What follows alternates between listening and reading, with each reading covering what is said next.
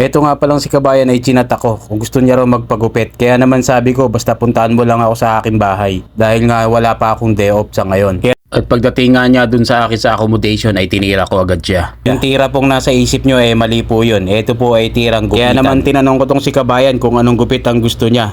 Mula sa 0 hanggang 9. Basta wag mo lang lalagyan ng saklit na 20. Pwede na yon, Kabayan. Kaya nga ang sabi sa akin ni Kabayan, ang gupit lang daw niya ay 7 barbers. Sabi ko naman sa kanya, huwag kang kakabahan, Kabayan, akong bahala sa'yo at titirahin natin yan. Basta't alam mo na ang ating usapan pagkatapos ng ating gupitan. Ibigay mo na lang sa akin dito sa may bandang gilitan. At shoutout ko lang pala itong ating mga kaibigan. Si Onin Llorera from Abu Dhabi, Joseph Galicia Macantiag, si Nen Sherbanya, si William Feliciano, ang aking classmate na lagi daw nanonood, ang aking nanay na laging nanonood at tuwang-tuwa sa aking ginagawa sa aking mga vlog.